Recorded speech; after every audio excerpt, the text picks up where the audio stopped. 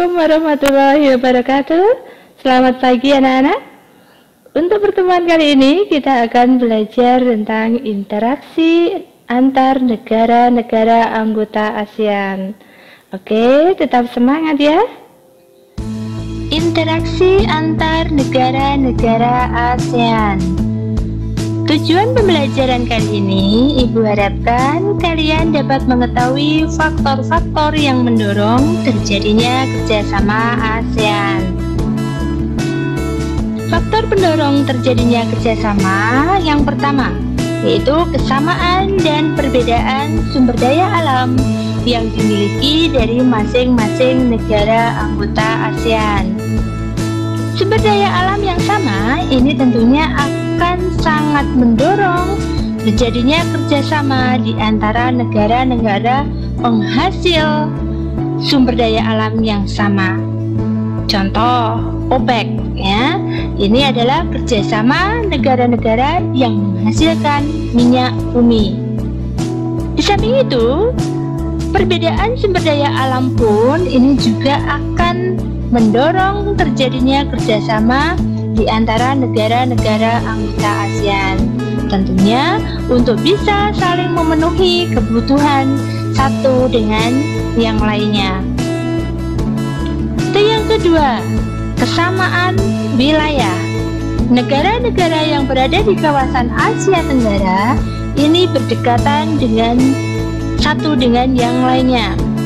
Agar stabilitas masing-masing negara dapat terjaga, maka perlu dijalin kerjasama. Ini tentunya kerjasama secara terus-menerus dan hubungan yang baik. Kemudian yang ketiga, letak wilayah yang strategis. Kawasan Asia Tenggara ini merupakan jalur lalu lintas yang sangat ramai karena posisinya berada di antara dua benua dan dua samudra ya. Kalian perhatikan di layar ya, pada peta itu Asia Tenggara berada di antara dua benua dan dua samudra. Di posisi silang ini tentunya ada sisi positif dan sisi negatifnya, yaitu sisi positifnya akan mempercepat perkembangan di segala bidang kehidupan. Sedangkan sisi negatifnya yaitu seringnya terjadi konflik akibat perbedaan kepentingan dari masing-masing negara.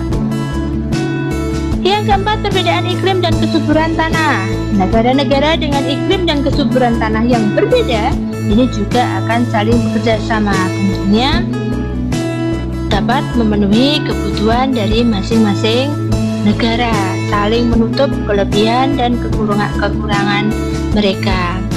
Yang kelima, kesamaan ideologi.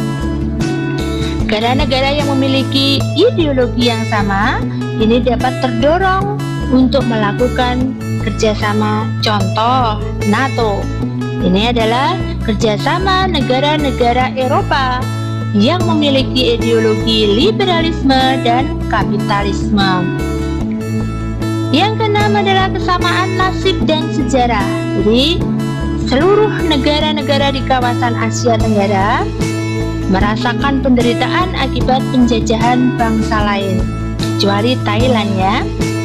Dan negara-negara Asia Tenggara ini merupakan negara-negara yang berkembang, kecuali Singapura yang lebih dahulu maju.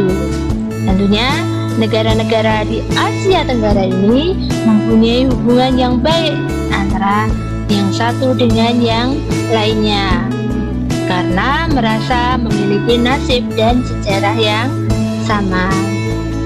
Yang ketujuh adalah perbedaan teknologi. Negara-negara yang mempunyai teknologi yang berbeda ini juga akan saling menutup kekurangan satu dengan yang lainnya.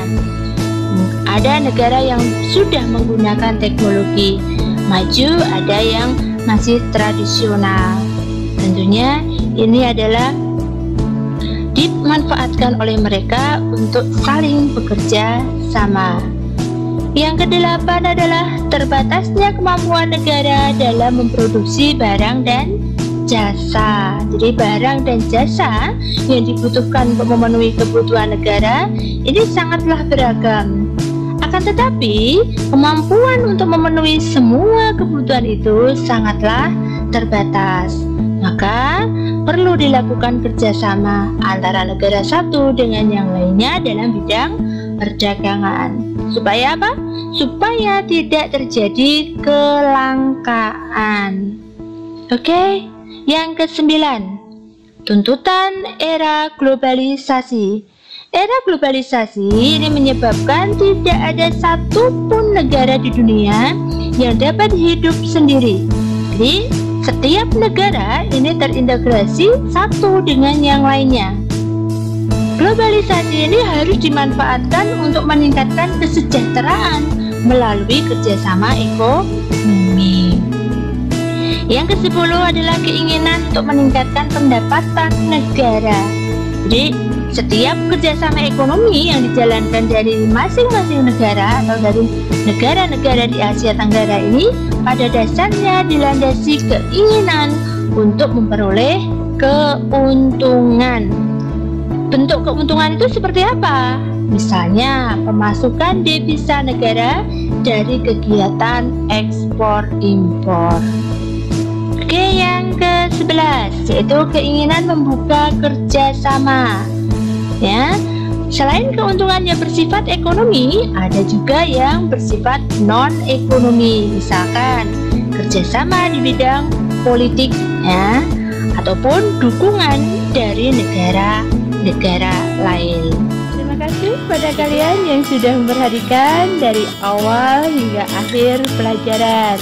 Oke anak-anak, kalian harus tetap sehat, tetap semangat meskipun belajar dari rumah. Assalamualaikum warahmatullahi wabarakatuh.